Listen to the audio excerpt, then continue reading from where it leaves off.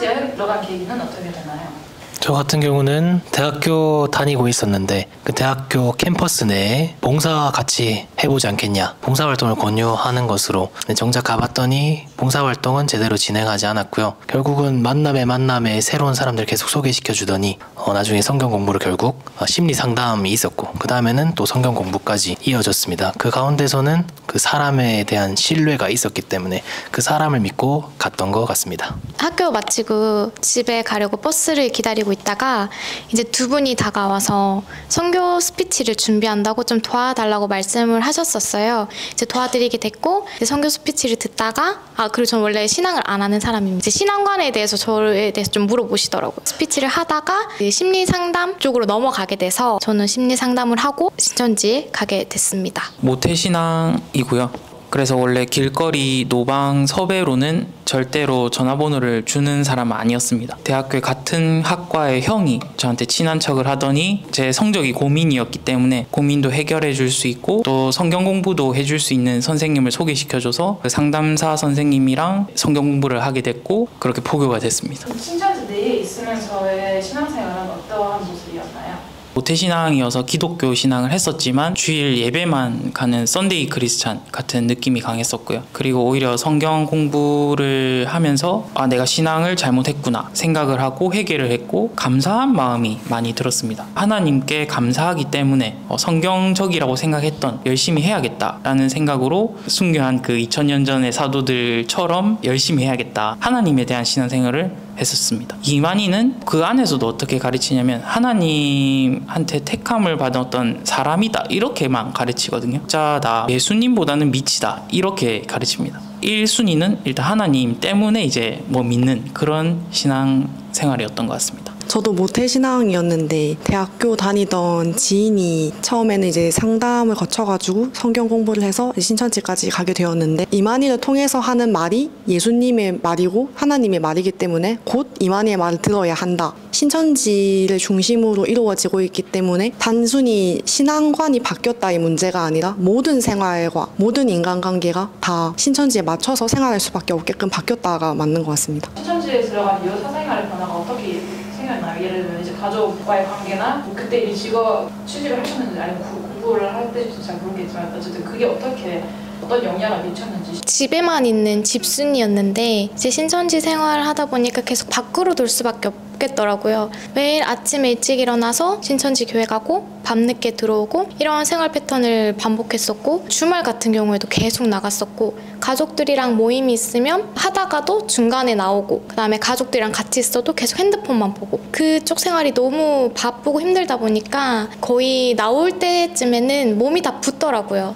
나중에 신천지 나오면서 그 붓기가 다 빠지면서 이제 원래 체형으로 돌아왔었는데 짱 생활을 하면서 이제 거기 안에서 구역장을 겸했었거든요. 근데 서류라든지 그런 부분도 많이 놓치고 케어해야 되는 부분도 다 놓치다 보니까 직장에서도 문제가 생기는 거예요. 상사분께 조금 꾸중을 듣기도 했고 결국 마지막에는 직장에 들키게 돼서 직장을 나오게 되기도 했습니다. 가족들 간의 관계인 것 같아요. 어머니 아버지랑 또 동생이 있는데 자주 여행도 가고 이야기도 나름 많이 나눌 만큼 좀 친했어요. 근데 신천지에 들어가고 난 다음부터 거기서 듣는 말은 신천지는 참 좋은 천국이야. 근데 가족들은 신천지라고 하면 편견을 가질 테니 그걸 최대한 숨기렴. 왜냐하면 알게 되면 너를 거기 가지 못하게 막을 거야. 그러면 안 되니까 숨겨라. 가족들을 결국 마귀로 몰아가는 느낌을 전 받았어요. 가족들한테는 아직 마귀의 영이 주관하고 있기 때문에 가족들은 모른다. 그러니까 알려서는 안 된다. 그러면 저는 이제 가족들을 볼 때 어떻게 보이냐면 저 사람들은 아무것도 모른다. 왜냐하면 마귀의 영이 씌었기 때문에. 가르쳐준 그대로 가족에 대해서 안 좋게 생각을 하는 거죠. 그래서 가족들과 있는 시간을 최대한 피하려고 하고 더 신천지에만 있으려고 하고 계속 신천지 안으로 고립이 됐었고 그게 가장 컸던 것 같습니다. 일보라고 해가지고 오늘 하루에 무엇을 할 건지를 아침에 일어나서 눈 감을 때까지 시간 단위로 다 적어야 되거든요. 신천지에서 포교를 할 때도 이 사생활을 가지고도 문제가 되게 많았던 게 포교를 하려고 하는 상대의 모든 일거수일투족을 다 알아내기 위해서 어떤 방법도 가리지 않고 알아내거든요. 몰래 뒷조사를 하기 위해서 집을 뒤따라간다던가 교제하는 친구가 있었는데 윗 사람들에게 보고하지 않으면은 그 상대방의 영을 죽이는 거다 빡도 들었었고 교제하고 헤어지는 그 모든 것들을 다 공개적으로 얼굴을 띄우고 누구를 만나고 얼마나 만났고 다 공유가 되는 이런 사생활이 아예 없는 상황입니다. 집안이 기독교였기 때문에 가족의 신상을 신천지에 공개해야 하고 제가 무슨 일이 있을까봐 그래서 사생활이 없다라고 하는 게 맞는 것 같습니다. 신천지에서 그 사생활 관리를 하고 뭐 이제 다 컨트롤을 하는 이유? 그게 신천지에서 왜 필요한지?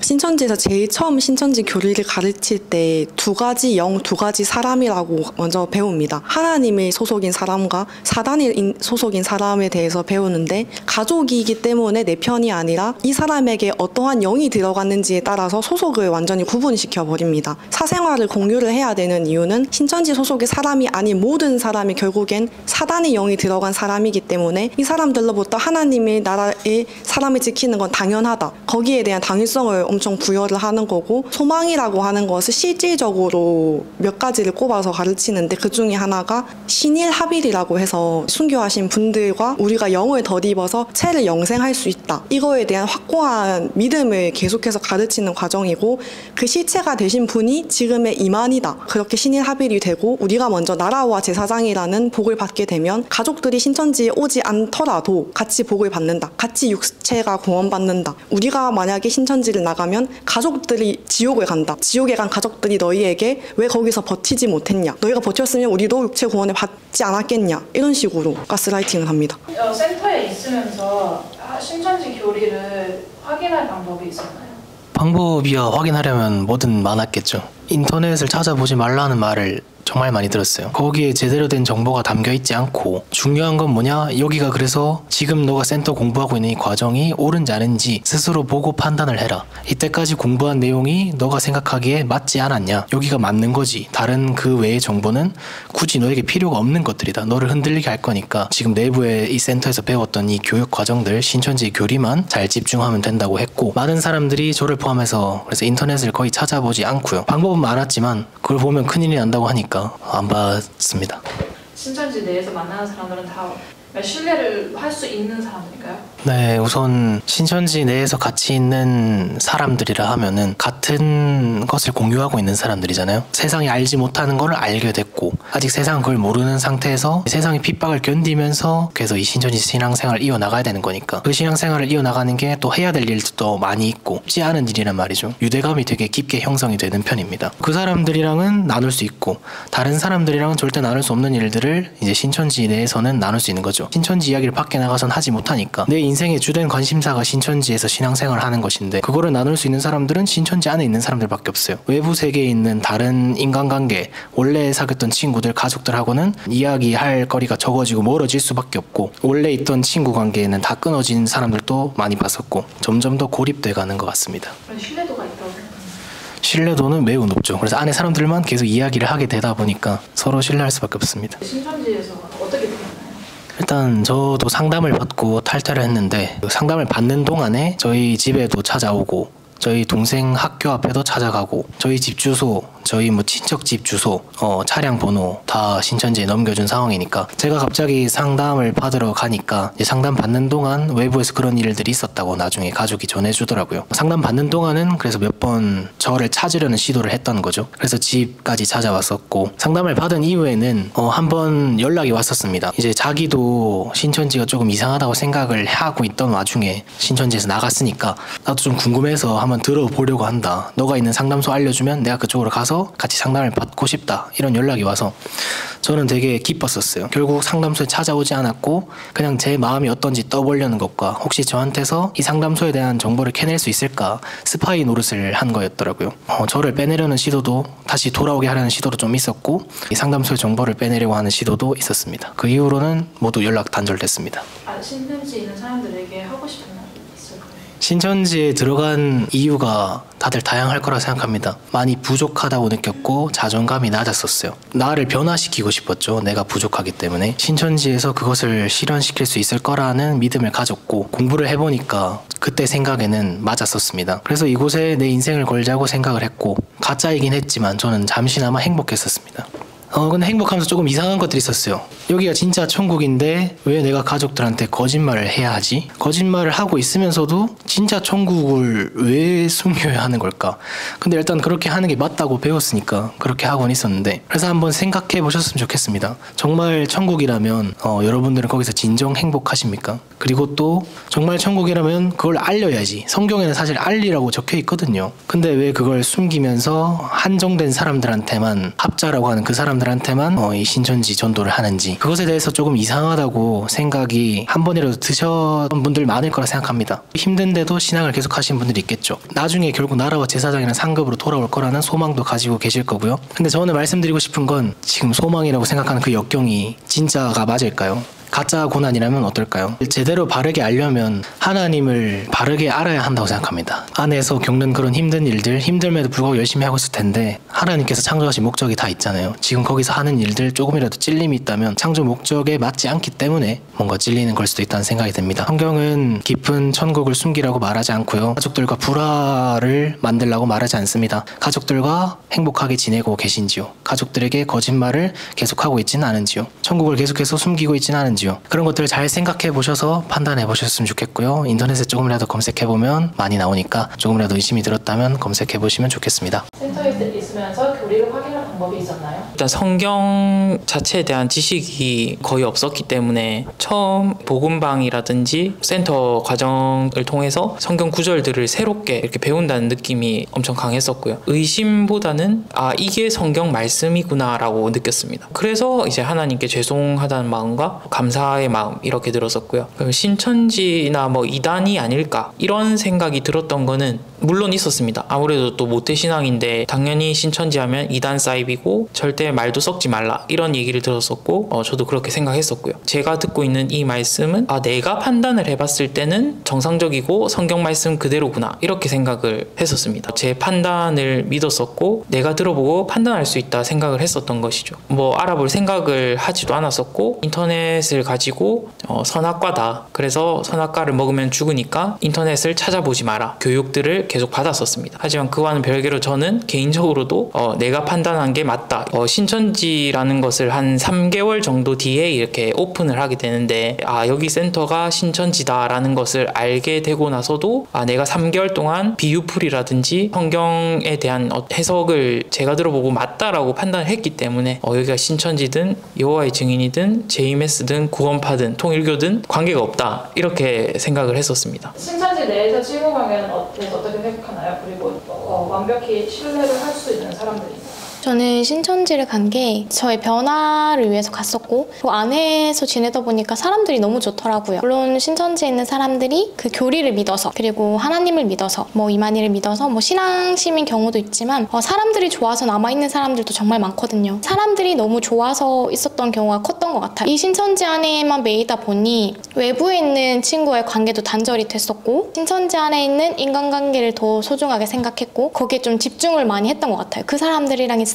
너무 좋고 행복하고 재미있고 뭔가 계속 같이 하고 싶고, 집에만 있는 성향이기도 했지만 또 밖에 나가서 힘들기도 했지만 그래도 좋았던 것은 안에 있는 사람들이 너무 좋으니까. 신천지를 들키고 나서 고등학교 때부터 오랜 우정을 유지했던 친구들이 있었는데 들키고 나서는 그 친구들과 인연이 끊어졌거든요. 친구들과 또 단절이 되니까 상실감도 되게 컸었고, 나오고 나서 다시 연락을 했을 때 친구들은 여전히 좀 불신을 하더라고요. 나왔다고 이야기를 했지만 그때 저를 대면하면서 나오라고 했을 때 제가 보여줬던 반응들, 나는 나가지 않겠다 했던 이런 반응들, 그 친구들에게도 제가 소중했기 때문에 그만큼 상처를 받아서 제가 나오고 나서 연락을 했을 때도 완전히 받아들이기 어려웠다라고 생각을 하게 되는 것 같아요. 그 안에 인간관계로 인해서 외부에 있는 친구와의 관계도 단절되기도 하고, 저뿐만 아니라 실제로도 거기 안에 계신 청년분들이 외부에 있는 인간관계는 많이 단절되는 것 같습니다. 아까 전에 사생활 관련해가지고 포교를 할 때에도 상대방의 모든 신상을 털어가지고 가지고 포교를 한다고 말씀을 드렸잖아요. 마찬가지로 신천지 안에서도 저는 구역장 사명까지 했었었는데 구역원들의 똑같이 포교하듯이 신상을 다 압니다. 또 알아내야 되거든요. 피드백 창이라고 해서 이 문제를 신앙에게 영향이 끼치지 않도록 공유하는 텔레그램 창을 또 만듭니다. 개개인의 사생활을 윗사명자에게 보고를 해야 하고 옆에 동료들이라고 하는 사람에게 이야기를 해야 되는 게 일상이 되다 보니까 제 개인적인 이야기를 점점 더 할 수가 없게 되었습니다. 친하게 지내야 하는데 공유하고 내 개인 사생활을 피드백 누군가 또 하면 어떡하지? 라는 생각을 자꾸 들게 되니까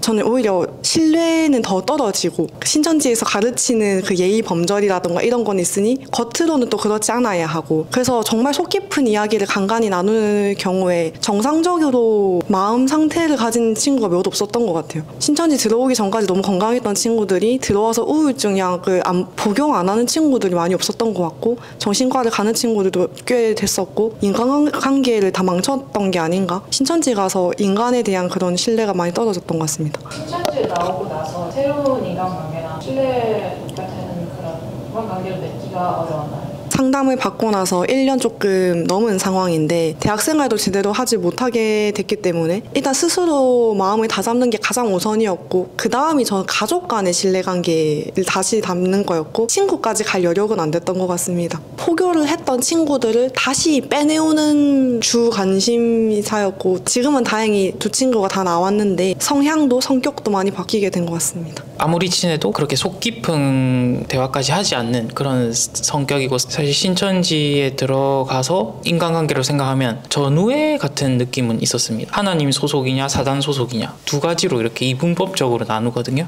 같은 소속끼리는 유대감과 이제 동료애 이런 게 생길 수밖에 없고 그런 신뢰감과 유대관계는 있었습니다. 탈퇴를 하게 됐을 때는 다시 인간관계를 맺는 데 있어서는 매달리는 편은 아니었어가지고 신경을 그냥 안 썼고요. 저에게 연락을 하지 말라 이렇게 광고가 내려갔었고 저도 굳이 탈퇴하려는 의사가 없는 사람들이 얼마나 탈퇴하기가 힘든지 알기 때문에 신천지 친구들한테는 연락을 하지 않고 있습니다. 신천지에서 탈퇴를 하는 그 기간에는 신천지에서 어떤 대우를 받았나요? 가족들이 먼저 제가 신천지 다니는 걸 알게 돼가지고 제가 직접 신천지 사람에게 가족과 잘 있으니까 연락하지 말아달라. 문제가 없고 내가 가족들과 문제가 해결되면 내가 먼저 연락을 주겠다라고 직접 의사를 제가 표현을 했었습니다. 신천지에서 대처라고 해가지고 저희 집 주소를 알고 가족의 신상을 알고 있기 때문에 제가 아파트를 살고 있는데 그 아파트에 보면 계단이 있잖아요. 거기 층층마다 대기를 하는 겁니다. 철문 바로 앞에도 띵동띵동 하면서 제가 잘 있는지 확인을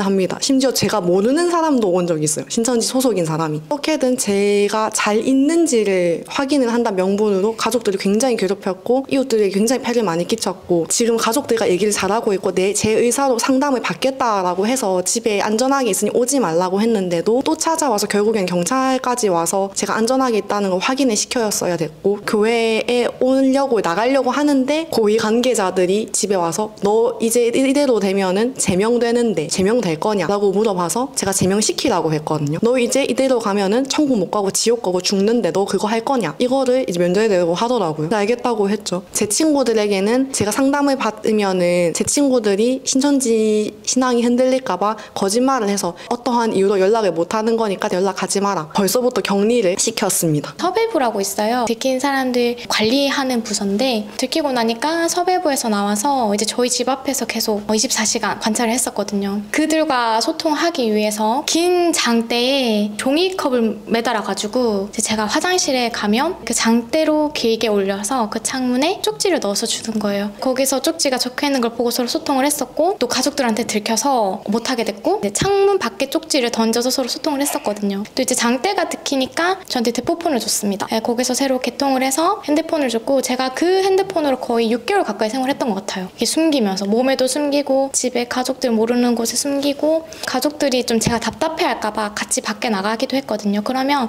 시내 나가면 다 있으니까 화장실 갔을 때 같이 소통을 좀 하고 쪽지 주기도 하고 대포폰도 들키게 됐어요. 뺏기게 되니까 연락할 수단이 없어서 나중에는 저희 집을 아니까 케이크 배달이 잘못 온 것처럼 방문을 했더라고요. 이제 제가 있는 걸 확인하고 그분들은 다시 돌아가고 가족들이랑 같이 나갔지만 있지만 잠깐 없을 때 이제 섭외 부장님 전화번호를 아니까 전화해서 이제 곧 상담을 가게 될 것 같은데 내가 연락이 안 돼도 나를 찾지 마라 이렇게 말씀을 드렸었고, 상담 가고 나서도 이제 가족들한테 들었었는데 한 번도 찾아왔다고 하더라고요. 집에 똑같은 방식으로 그냥 제가 잘 있는 집에 있는지 없는지 상담을 안 보내기 위해서 대면으로 만난 적도 있었는데, 그럴 때는 신천지 안에서 지금 어떻게 흐름이 돌아가고 있는지, 제가 어떻게 대처를 해야 되는지, 시설에 가는 건 어떻겠냐 피드백도 줬었어요. 저는 그렇게 하고 싶진 않았거든요. 제가 가출을 한다라든지 내가 다른 시설에 간다라든지 가족들이 저로 인해서 잘못될까봐 그것도 무서웠고, 신천지에서는 이렇게 수단 방법을 동원할 수 있는 대로 저랑 소통하기 위해서 대처를 했었습니다. 신천지 내에 있으면서 비인간적인 것들을 경험하던가 목격한 게 있나요?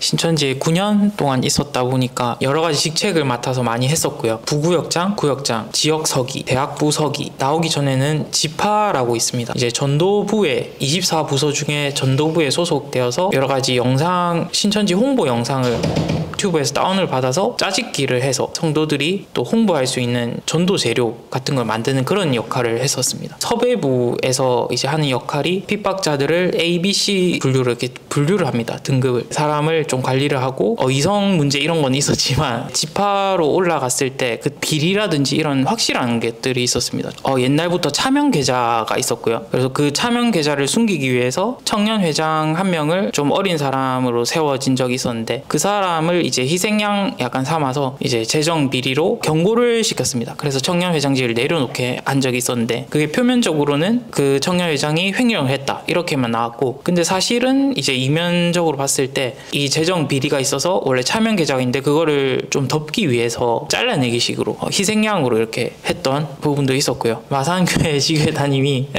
새성전 건축을 이제 하는데 건축 비리를 저지른 거죠. 파의 총무가 총회로 몇 번이나 불려 올라왔습니다. 해도 너무 많이 해먹었다 이런 식으로 얘기를 한 거를 제가 옆에서 들었고요. 건 증명 경위 보고서를 올리는 것도 해준 적도 있었습니다. 그런 사람이 이제 잘렸어요. 마산교회 담임에서 이제 잘렸는데 제가 신천지를 이렇게 나오고 나서 보니까 그 사람 안드레 지파장이 갑자기 되어 있었습니다. 교회 담임이나 지파장은 이만희의 권한이거든요. 이만희의 승인 없이는 아무도 세울 수가 없습니다. 재정 비리로 잘린 사람을 몇 개월 만에 지파장으로 갑자기 세웠다는 거는 앞뒤 말이 안 맞고 뭔가가 중간에 있어야 가능한 일이지 않나, 이런 생각이 충분히 합리적으로 들 수 있는 부분이라고 생각합니다. 섭외부에서 어떤 식으로 이제 다른 사람들 뭐 미행이거나 이런 거나 아니면은 그 이성 문제가 너무 얘기가 많아질 것 같다 하셨는데 한 가지만 예를 들 수 있다면 혹시? 섭외부에서 주로 하는 일은 이단 사역을 하는 교회에서 신천지에 대해서 비방을 한다든지 신천지 교리가 어떻게 틀렸다 하는지 어떤 교리적인 부분이나 그런 영상들을 입수를 하는 것 같았습니다. 거기에 대해서 반증을 자기들이 이렇게 교리를 만들어서 빡을 당할 것 같은 사람들에게 보여주는 일들을 많이 했었습니다. 인재 체크리스트라고 취합을 한 번씩 받았었거든요. 한 1년에 한 번. 그래서 이 사람들이 어떤 기능을 가지고 운전면허부터 시작해서 기사 뭐 자격증이라든지 토익이라든지 이런 걸 다 파악을 합니다. 그걸 1년마다 파악을 하고 갱신을 하는데, 그거를 활용해서 여러 가지 사람을 뽑을 때 활용을 하는 것 같았고요. 그 섭외부 일은 아니었습니다. 그래서 서기 쪽에서 이제 하는 일이었고, 집 주소랑 업데이트를 그것도 1년에 한 번씩 했는데, 그것도 개인정보니까 그것들도 이제 매년 이렇게 조사를 해서 그걸 항상 업데이트를 시켰고요. 주로 섭외부에서 핍박 상황이나 뭐 연락이 안 된다라는 상황이 발생했을 때 서기 쪽으로 요청을 합니다. 땡땡땡 누구 위치 좀 알려달라. 인도자가 누군지, 성기미가 누군지, 그러니까 연관된 사람들을 최대한 정보를 모아서 미행을 한다든지 핍박자 집 앞에 가서 대기를 한다든지 그 상황을 살피고 위에다가 보고를 하는 게 섭외부의 주 업무였습니다. 여기에 나와 있는 것 자체가 이 사람들을 영적으로 힘을 더해준다. 자기들은 이제 현장에 있는 사람들 그렇게 생각하는 것 같았고요. 그리고 이성 문제 같은 경우에는 청년의 전도부장이 있었는데 거의 결혼한 사람이 있었는데 다른 자매랑 이렇게 불건전한 그런 관계인 게 발각이 돼서 근신으로 이렇게 떴었거든요. 직책도 해지가 되고, 단순히 이걸 개인의 사건이라고만 말을 하기에는 그런 이성 문제라 해서 섭외부에서도 하도 얘기가 많았었고, 새로운 이성 교제 보고를 하지 말라라는 지시까지 내려올 정도로 1년 동안은 이성 교제 보고를 하지 말고 포교 활동에 집중해라, 그런 지시까지 내려왔었습니다. 그래서 윗물이 맑아야 아랫물이 맑다는 말을 신천지에서 아주 많이 합니다. 신천지에서 씨만 봐도 이만희 씨는 이제 곧 한테 속았다 하는데 솔직히 말이 안 됩니다. 저보다도 훨씬 더 전에 오신 그 신천지에 들어간 사람이고 여러 가지 신뢰를 받아서 총회 총무까지란 거의 2인자 자리죠. 그 자리까지 올라간 사람인데 그 사람한테 속았다라고 말을 하는 게 이게 말이 맞는 말인지 아니면 김남희 때처럼 꼬리 잘라내기 식으로 또 하는 건지 한번 생각을 해보면 좋을 것 같습니다. 신천지에서 있으면서 어떤 정신적인 피해를 입었는지 아니면 나오고 나서도 혹시 뭔가 아직도 지속되고 있는 그런 것들이 있는지 뭐 다른 사람들에게서 보여주시는 거나 아니면 본인이 직접 경험한 것이 있으면. 신천지 다니기 전에는 엄청 건강했었거든요. 되게 건강 하나는 자부할 만큼 엄청 건강한 사람이었는데 비신천지 생활이 엄청 바쁘게 돌아가거든요. 그 북한 체제라고 생각하시면 이해가 빠르실 것 같아요. 일반 성도들도 조금 바쁘게 사는데 사명자가 되면 더 바빠지거든요. 내 생활 없이 아침 일찍 갔다가 저녁 늦게 들어갔다가 2년 좀 넘고 거의 3년째 다 돼갈 때쯤에 혹시 몸에 변화가 좀 나타나더라고요. 잠을 잘 못 자다 보니 사람이랑 대화를 하고 있는 중에서도 졸기도 하고 수업을 듣는데 그냥 계속 졸기도 하고 집에 가서는 씻지도 못하고 그냥 누우면 바로 잠드는 거예요. 붓더라고요. 저는 이게 살이 찐 거라고 생각을 했었는데 이제 그 얼굴도 붓고 눈도 붓고 그냥 전체적으로 다 부어가지고 집에 돌아가면 항상 허기가 지니까 집에 돌아가서 밤늦게 뭘 먹어서 그런가 보다라고 생각을 했는데 이제 신천지 한 3년 차 지나고 이제 나오면서 좀 몸을 푹 쉬고 잠을 많이 자니까 몸이 정상 상태로 돌아오는 거예요. 아 이게 살이 찐 게 아니라 그냥 몸이 너무 회복이 안 돼서 부었던 거구나 이런 생각이 들었고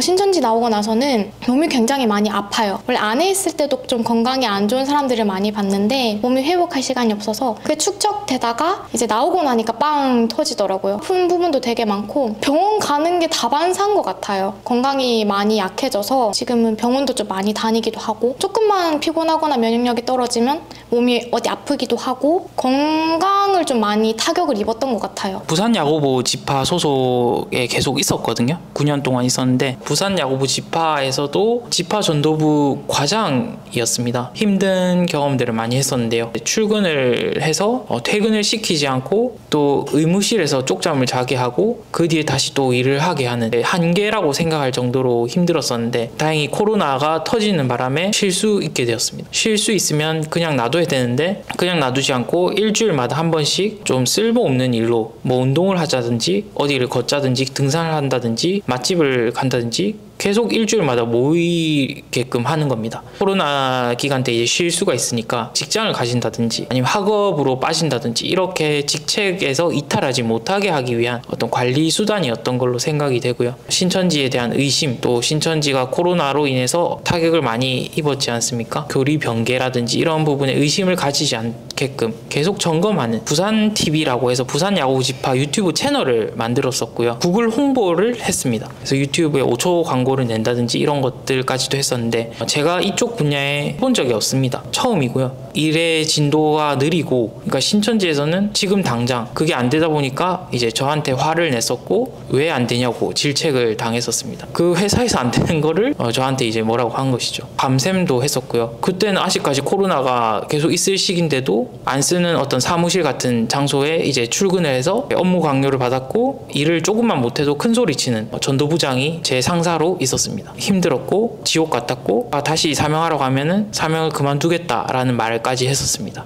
힘들었던 기억들이 지금도 이제 탈퇴하고 나서도 이제 순간순간 이렇게 생각날 때가 있고 트라우마처럼 남아있는 것 같습니다. 나중에 사명자가 되고서야 알게 되는 신천지의 실체나 이런 게 있어요?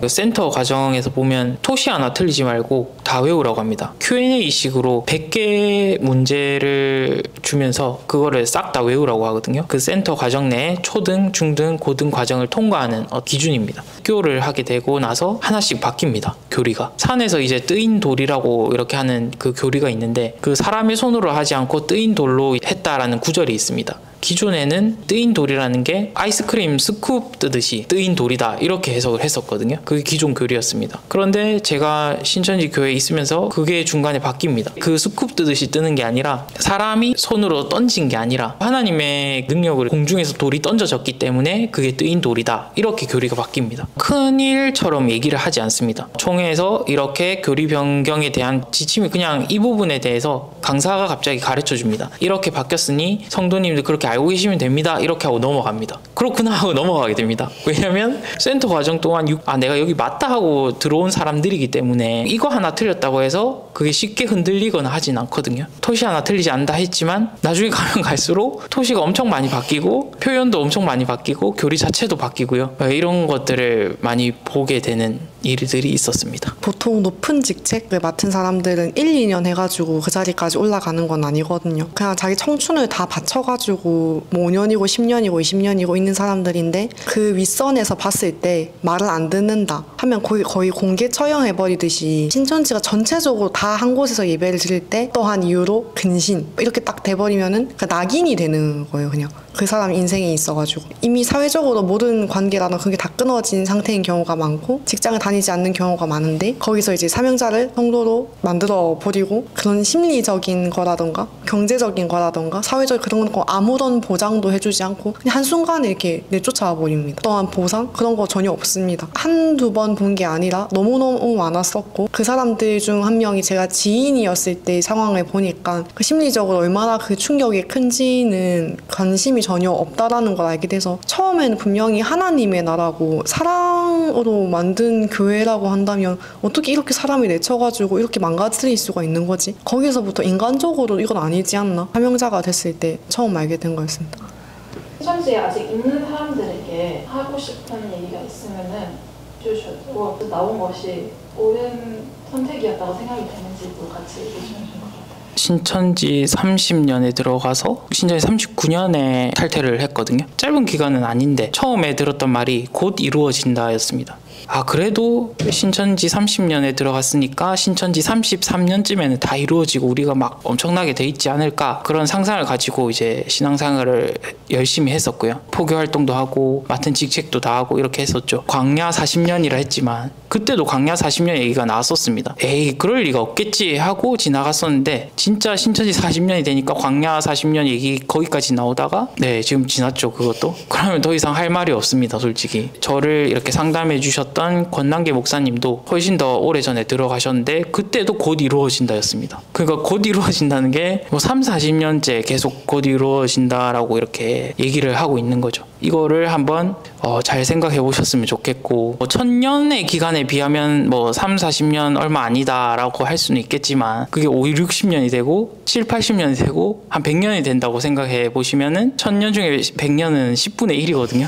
꽤 긴 시간이 할애가 되는 것이죠. 그것도 한번 생각해 보시면 좋겠고 신천지에서 나온 게 옳은 거냐 물어보신다면 그 안에 있었던 9년이 참 아깝게 느껴진다라고 답변을 드리면 될 것 같습니다. 신천지 안에 계시는 분들은 물론 자의로 남아 계시는 분들도 계시지만 처해진 현실 때문에 마지못해 남아 계신 분들도 계실 것 같고 여러 가지 케이스가 있을 것 같아요. 나와서 연락을 해봤을 때도 신천지에 대한 믿음은 없지만 여기 안에 있는 사람들이 이렇게 좋은 사람들이 있는 곳이면 진짜지 않을까 이렇게 말하는 분들도 계셨고 신천지가 진짜가 아니어도 난 상관없다 라고 난 계속 다닐 거다 다양한 이유로 남아 계신 분들이 계실 거라 생각해요. 지금 우리가 살아가고 있는 사회는 청년들에게는 조금 많이 버거운 사회죠. 그래서 청년분들이 더 나오기 힘들 거라 생각하고 연세가 드신 분들은 오랫동안 거기서 쌓아왔던 분들이 있기 때문에 나왔을 때는 아무것도 남은 게 없으니까 붙잡지 못하고 계속 계시는 분들도 계실 거고 안에 계시면서도 힘드실 것 같다라는 생각이 들어요. 왜냐면 제가 그랬기 때문에 아마 다 공감하실 거예요. 안에 계시는 분들이 그 신앙생활 하면서도 참 치열하게 신앙생활을 하고 계실 거고 부단하게 애쓰면서 더 열심히 신앙생활 하실 거고 또 행복한 것 같지만 또 한편으로 돌이켜보면은 마음에 공허함도 있으실 것 같고 이러지도 못하고 저러지도 못하고 그러신 분들도 계실 것 같고 그 안에 계신 분들을 생각하면 안타까운 마음도 있는 것 같아요. 나와 보고 나니까 정말 아무것도 아닌데 나오고 나면은 영이 죽는다 뭐 이렇게 얘기해서 무서워서 못 나오시는 분들도 있고, 나왔을 때 여기가 진짜면 어떡하지? 해서 또 못 하시는 분들도 있을 거고, 저도 처음에 회심하고 나왔을 때도 그래도 신천지가 진짜면 어떡하지? 하는 부분이 있었거든요. 다시 신앙생활하면서 일상을 살아가다 보니까 신천지 안에서의 생활이 다가 아니더라고요. 나오고 나서도 충분히 행복하게 잘 살 수 있고, 좋은 점은 나를 위해서 살아갈 수 있습니다. 우리는 살아가면서 행복을 쫓으면서 살아가잖아요. 그런데 안에 계시는 분들은 물론 자신의 행복을 쫓아가기도 하지만 신천지가 말하는 행복을 쫓아가시는 것 같아요. 본인이 원하는 삶도 있을 거고 또 행복이 있을 건데, 그 안에서 자신의 행복을 찾지 마시고 저는 나와서 찾으셨으면 좋겠습니다. 내가 한 게 없는데 이제 어떻게 살아가야 되지? 인간관계도 다 끊겼는데, 나오시면은 저희와 같은 사람들도 많아요. 그래서 새로 나왔을 때도 새롭게 시작할 수 있고요. 또 저희들이 이미 나왔던 탈퇴자분들이 충분히 많이 도와드릴 수도 있고, 그 마음적인 공감이라든지 교감이라든지 이런 부분도 충분히 할 수 있고, 이 세상을 살아가는데 충분히 저희들도 도움을 드릴 수 있을 것 같아요. 혹시나 나오는 거에 있어서 그런 부분들 때문에 주저하신다면 전혀 그러지 않으셔도 되고, 신천지가 말하는 행복이 아니라 내가 바라는 행복한 삶, 나를 위한 삶, 행복한 삶을 사셨으면 좋겠어요. 나와보고 나니까 행복을 느끼는 거죠. 평범한 일상이 얼마나 소중하고 중요한지를 이제 나와보니까 느끼게 되더라고요. 근데 안에 있으면 그런 평범한 삶조차 행복이라고 못 느끼잖아요. 나왔을 때 이 평범한 삶의 행복을 같이 누렸으면 좋겠습니다. 그 행복을 저희가 도와드릴 수 있어요. 신천지에서의 행복을 찾기보다 나를 위한 행복을 찾으셨으면 좋겠습니다. 용기 내주셨으면 좋겠고, 또 신천지에 나와서 행복한 삶을 사셨으면 좋겠습니다. 의심을 가진 사람들을 어떻게 대하는지. 구역장이었을 때 의심이 생긴 구역원들을 설득하기 위해서 피드백을 받고 또 설득을 하는 입장도 되어 봤었는데, 어떤 경위로 무엇을 알게 되었고 어떻게 생각이 바뀌었고, 지금 개원에서 신천지 입장에서의 반증을 하게 됩니다. 얘가 탈퇴를 생각을 하지 못하게 섭외부랑도 같이 피드백을 해서, 얘가 만약에 탈퇴를 할 생각을 하게 된다면은 또 집이라던가 그 개인적인 신상을 이용해가지고 준비를 한다던가 그런 식으로 생각을 하고 또 준비를 합니다. 사실 제가 안에서 조금 의심을 품어봤었거든요. 허무 시험이라고 있는데 갑자기 시험 답안이 다르게 내려오는 거예요. 원래는 이 답안이라고 했는데 답안이 다르게 내려오니까 뭐지? 이 답이 다를 수 있나? 라는 생각을 가져서 물어봤었던 것 같아요. 이게 왜 답이 다르죠? 그냥 총회장님이 이렇게 말씀하시니까 이 답을 외우면 돼, 이렇게 말씀을 하시더라고요. 그냥 그런가 보다 이렇게 넘어갔었고, 오히려 안에서 의심을 가지는 사람을 이상하게 생각하는 분위기라서 안에 의심을 가지고 있어도 이야기를 못하는 사람들도 많았을 거고, 혼자서 그런 부분을 조금 찾아본다라든지 아니면 의심은 하고 있으나 그냥 여기서 그런가 보다 하고 그냥 넘기시는 분들이 있을 거고, 여기 안에서는 오히려 의심을 가지는 게 더 이상한 분위기다 하고 말씀을 드릴 수 있을 것 같아요.